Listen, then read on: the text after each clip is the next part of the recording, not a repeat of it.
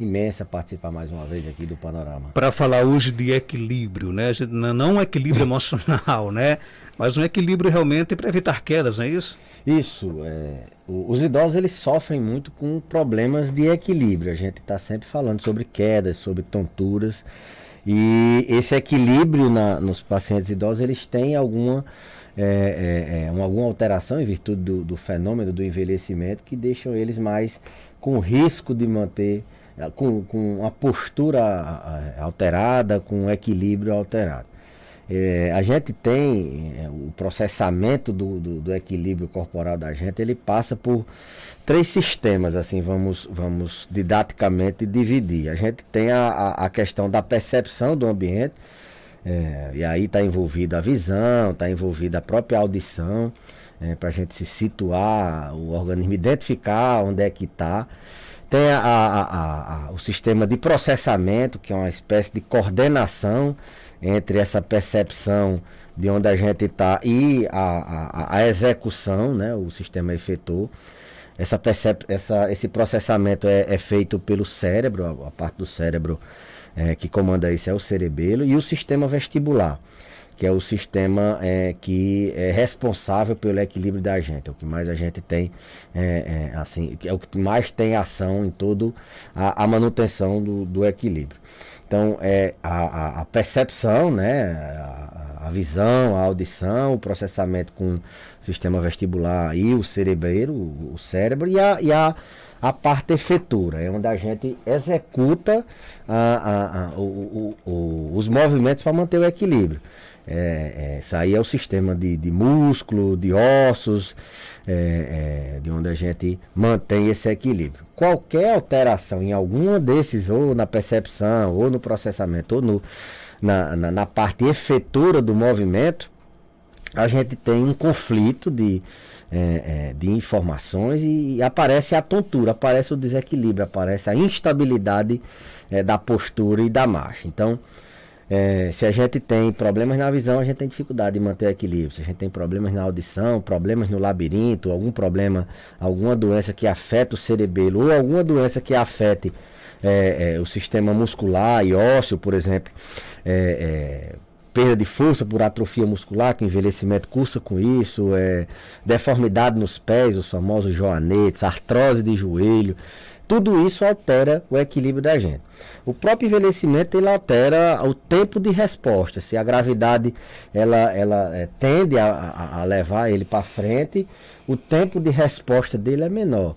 Um exemplo disso são aquelas famosas quedas de pressão. O paciente, quando levanta, ele tem uma queda de pressão, ele fica meio tonto, porque o tempo de resposta à elevação da pressão, quando ele muda de posição, deitado para em pé ou sentado para em pé, é menor. Então, idosos eles têm um tempo de reação menor. Então, como eu falei, alterações nesse sistema de equilíbrio, essas alterações cursam com instabilidade, tanto na postura dele se manter em pé, e tem idosos que eles não conseguem simplesmente manter o tronco em pé, às vezes ele não consegue se manter em pé, fica tão desequilibrado, como na marcha, né? A gente chama de equilíbrio estático e equilíbrio dinâmico. Então há essa questão de manutenção do equilíbrio dele parado e ele andando é fundamental, é uma síndrome geriátrica. Essa avaliação é sempre feita na consulta da geriatria, porque não é assim, a gente não tem uma doença só, a gente geralmente tem vários componentes, o próprio sistema, o próprio processo de envelhecimento facilita, como eu falei, o tempo de resposta, passando por perda muscular, como deformidade nas pernas, alterações na visão, e aí se inclui outros fatores ambientais, fatores externos, como por exemplo medicação, que podem facilitar um desequilíbrio, uma instabilidade na postura e o evento catastrófico que é a queda e a fratura. Agora, o que é que causa esse desequilíbrio? São várias as causas. Se a gente for imaginar, assim, grosseiramente, qualquer afecção que altere um desses 3 processamentos e ainda fatores externos, como por exemplo medicamento, é comum alguns medicamentos alterarem o equilíbrio da gente, deixar a gente mais vulnerável a cair, principalmente medicamentos que causam sono. Mas alterações, por exemplo, no sistema de percepção, alterações no tato, a percepção, a neuropatia diabética, por exemplo, causa muito, tanto na percepção como na execução, como no sistema efetor. Deficiência visual, às vezes o idoso acha que é só da idade, não enxergar bem, e ele não quer operar a catarata, e ele só imagina que não estou conseguindo enxergar bem, só imagina na questão da qualidade de vida, mas aquilo ali está facilitando a queda. Deficiências, doenças no ouvido, desde a presbiacusia, desde a deficiência auditiva, que muitos também têm, acham que é do envelhecimento, isso é um mito.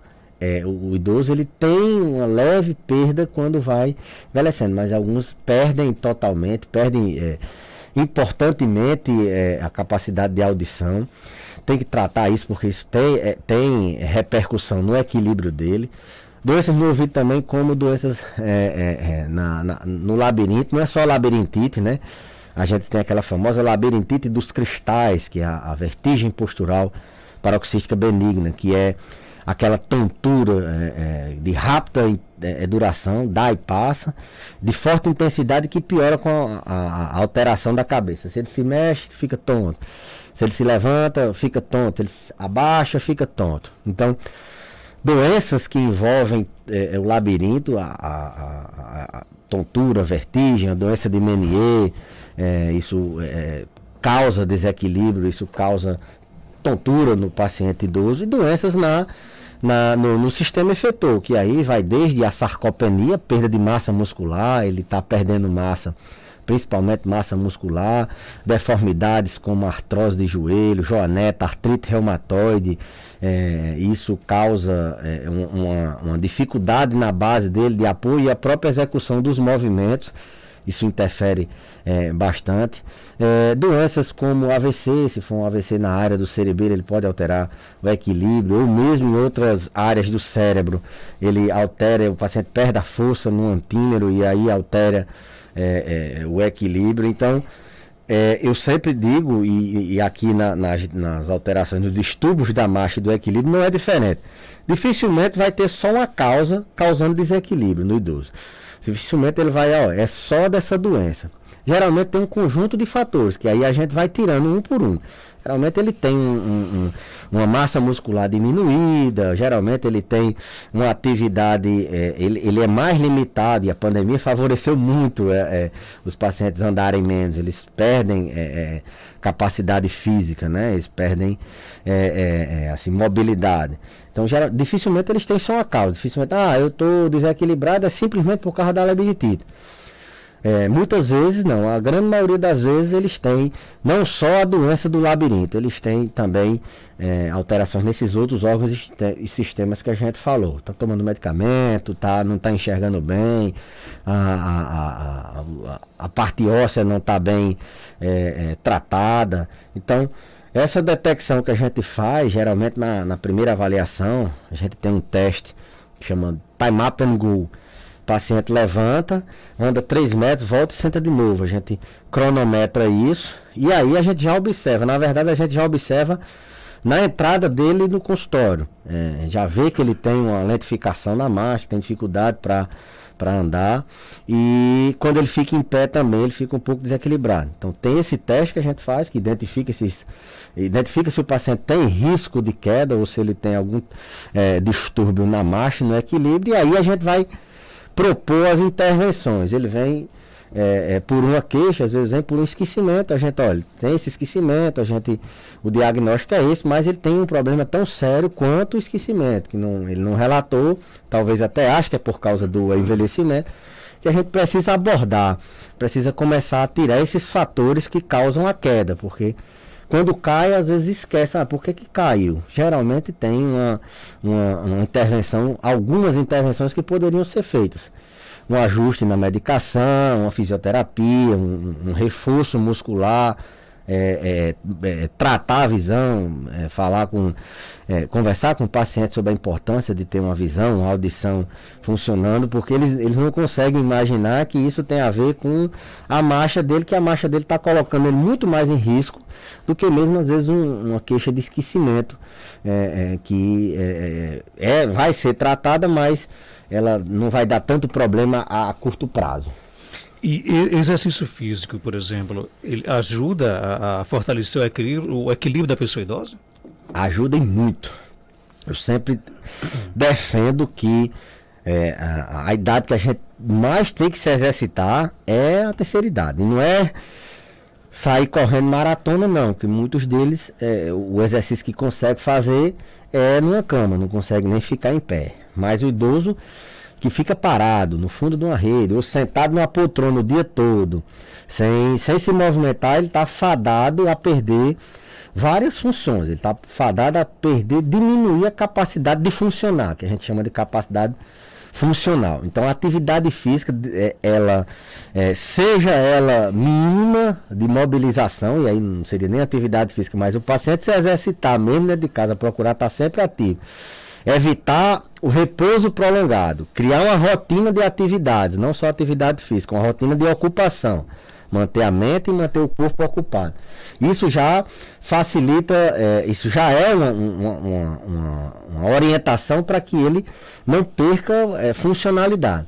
E aqueles que conseguem fazer minimamente uma atividade física, uma das que trabalha muito a questão do equilíbrio é o Pilates, né? O Pilates trabalha equilíbrio, flexibilidade e força, né? O Pilates é uma excelente atividade para manutenção do equilíbrio no paciente idoso. Mas podem ser outras atividades que elas, indiretamente, elas vão estar melhorando o equilíbrio, fortalecendo pernas, né?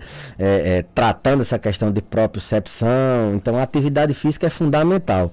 Oriento muitos pacientes que agora eles ficaram sem academias, ficaram sem exercícios de reabilitação. Eu até tenho uma cartilha que eu entrego a eles e explico, para eles fazerem minimamente alguns exercícios dentro de casa, com uma cadeira, na cama, uma sequência de exercícios que mantém minimamente os músculos dele, as articulações, funcionando de maneira, como eu disse, mínima, até que eles possam voltar às suas atividades normais. Então, a atividade física, ela não é boa só para o coração, para prevenir doença cardiovascular, ela não é boa só para a questão da mente, para ter uma saúde psíquica. A atividade física não é só para a gente prevenir Alzheimer, não é só para essa questão de diabetes e hipertensão. A atividade física, principalmente no idoso, seja ele idoso frágil, aquele idoso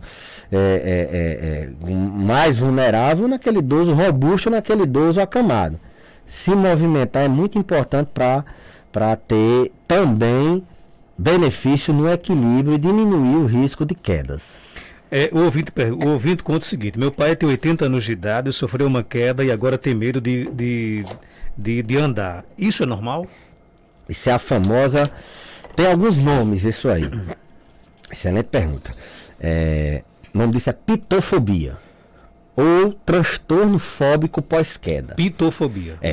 P-T-F-O-P-T-F-O-B-I-A. Pitofobia. Então, o que é que acontece quando um idoso cai? Quando o idoso cai, ele não só tem a queda e ali uma contusão, uma escoriação, não.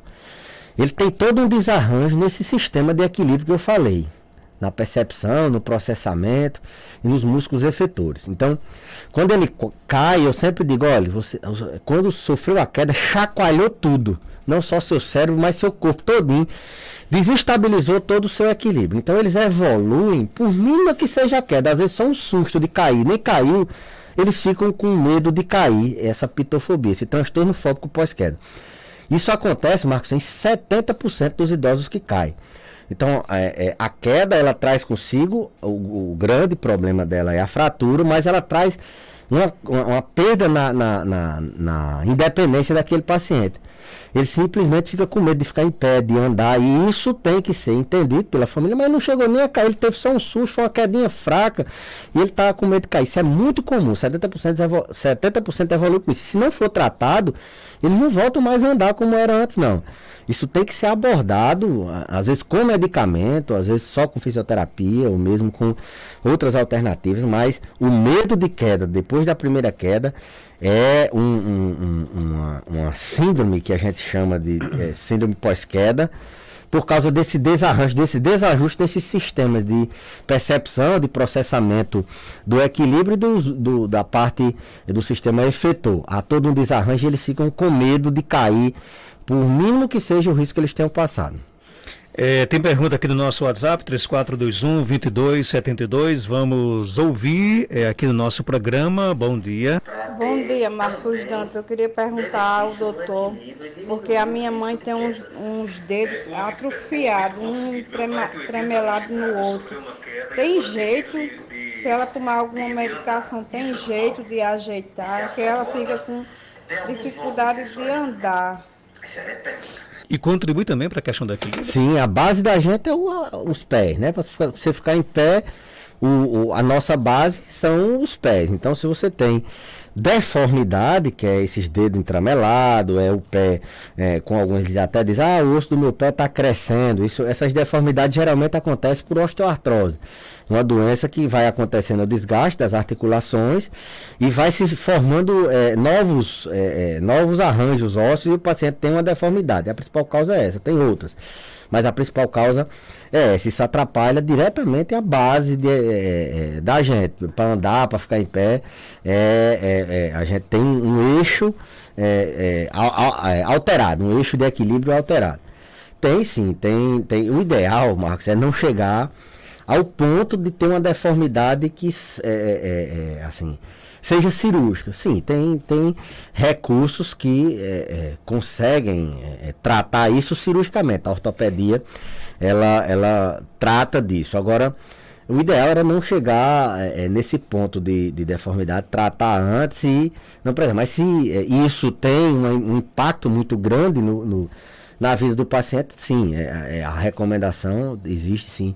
Não tem medicamento para voltar ao normal, mas tem antes de acontecer, mas tem tratamento cirúrgico, sim. Tem mais pergunta aqui no nosso WhatsApp. Bom dia. Bom dia. Estou assistindo esse programa maravilhoso sobre o idoso. Sou idosa também.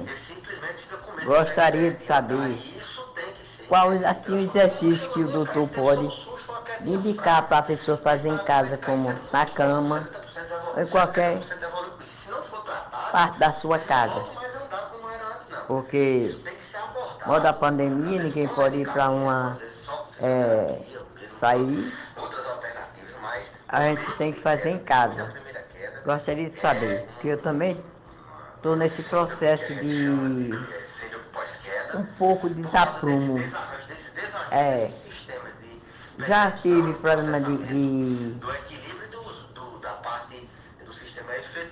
esse que a gente se desequilibra, que eu esqueci o nome agora. Mas estou em tratamento em Natal. O médico ficou de eu usar aparelho para o ouvido. Eu gostaria de saber qual exercício que ele pode indicar para a gente fazer em casa. Que bom o interesse dela por se exercitar, né, doutor? Exatamente. Muitos têm fisioterapeuta, tem ali gente para ficar olhando e não quer, né? Mas isso vai muito de cada idoso. Às vezes tem uma doença que altera a capacidade de julgamento, a motivação dele, e a gente não pode estar achando que é só o paciente que não quer, não. Bom, tem dois que eu oriento nessa cartilhazinha, eu posso até disponibilizar depois, que são assim, exercícios que não trazem risco, o paciente não precisa de muita coisa. Ele levantar e sentar, ele está sentado na cama, ele levanta e senta. Faz 3 sequências de 10 e aí ele pode começar mais devagar, assim, com menos, com 5, mas levanta e senta 10 vezes, tem 1 minutinho, para, levanta e senta mais 10, levanta e senta mais 10. isso vai fortalecer o quadril dele, vai trabalhar um pouquinho de equilíbrio. Se ele tiver a sensação de desconforto nesse exercício, ele logicamente tem que parar. Mas via de regra, só levantar e sentar várias vezes já é um exercício excelente. E outro na ponta do pé, ele coloca uma cadeira, bota as mãos na cadeira, ali fica em pé e fica ficando na ponta do pé, levantando a ponta do pé, e aí ele trabalha a questão da panturrilha. Então, fortalecendo os membros inferiores, a parte efetora de equilíbrio já está muito bom. Então, esses dois exercícios é muito bom. Quem tem tontura, tem alguns exercícios específicos de levantar e baixar a cabeça, mas aí depende de qual a causa dessa tontura. Mas um exercício assim geral que a gente pode orientar seria esse de levantar e sentar e ficar na ponta do pé, uma sequência de 10 para 1 minuto, 10 para 1 minuto, 10 para 1 minuto, 30. A nossa ouvinte pergunta onde é que a gente consegue essa cartilha, né? E aí? Lá no consultório. No consultório. Pode chegar lá. Ou então na internet eu tenho ela em PDF. Pode me pedir pelas redes sociais, bota lá Dr. Belize, procura, ou no WhatsApp,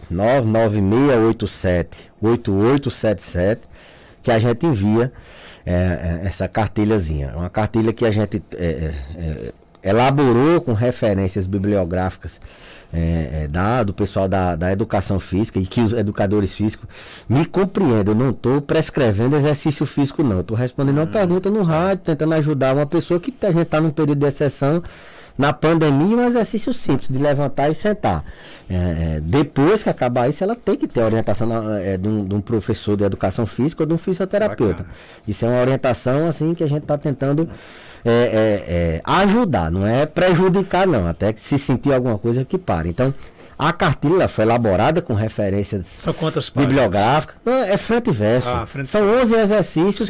Se você topar, vamos conseguir um patrocínio com uma gráfica para a gente fazer mais cartilhas para distribuir com os nossos ouvintes. E aí distribui para quem quiser. Ela foi bem elaborada, assim, a gente trouxe referências bibliográficas atuais, e são exercícios que dá para fazer em casa. Ok, então, 7 horas e 50 minutos, tem mais áudio aqui no nosso WhatsApp. Bom dia. Bom dia, meu querido amigo Marcos Dantas. Bom dia ao Dr. Belize. Sou eu, Fátima Araújo, aqui do Serrote Branco. Sou a mãe de Merielle Chacon. Diga ao Dr. Belize que eu estou enviando um abraço para ele. Para esse médico, eu tiro o meu chapéu. Coisa boa, Fátima. Um abraço para você, um abraço para nossa querida colega aí de rádio, né, da Rádio Caicó AM, Merielle Chacon, né? Um forte abraço para ela, dona Fátima, que sempre escuta aqui o nosso programa. Tem mais.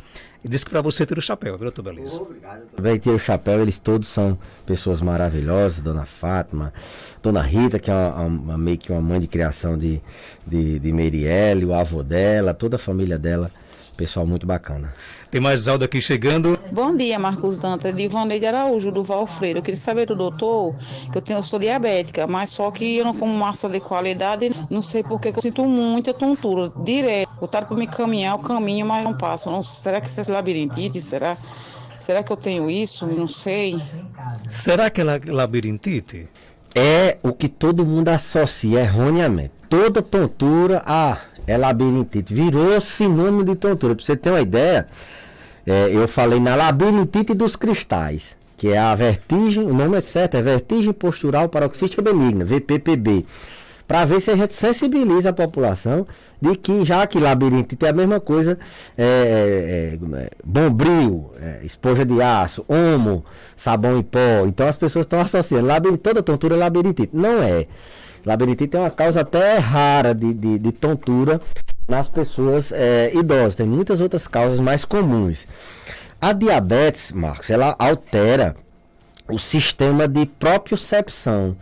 Mesma coisa, a base dela, a diabetes altera a inervação e a gente perde o tato, a gente perde sensibilidade. E isso manda informações para o cérebro de onde está a posição da gente em relação ao ambiente. Então, a diabetes ela causa assim um tipo de tontura que a gente chama de desequilíbrio, né? O paciente sente meio que não estou com o mundo rodando, mas eu estou com um desequilíbrio nas pernas. Ela pode também causar tonturas, desequilíbrios por outros mecanismos. Ela dá uma alteração também na inervação do sistema de condução do coração, e o paciente pode ter um desequilíbrio neurosensorial, a gente diz desse tipo, é um tipo de desequilíbrio que causa quase até desmaio, pré-síncope, então ela está envolvida em diversos mecanismos de tontura. Ela pode estar favorecendo esse distúrbio do equilíbrio, essa tontura dela. Não acredito que seja a única causa.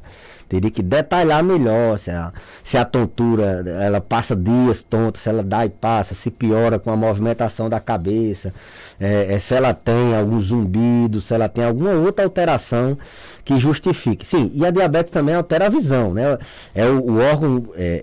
O primeiro órgão afetado pelo diabetes é a visão. Então, também vai dar alterações no equilíbrio e na marcha dos pacientes, como eu disse.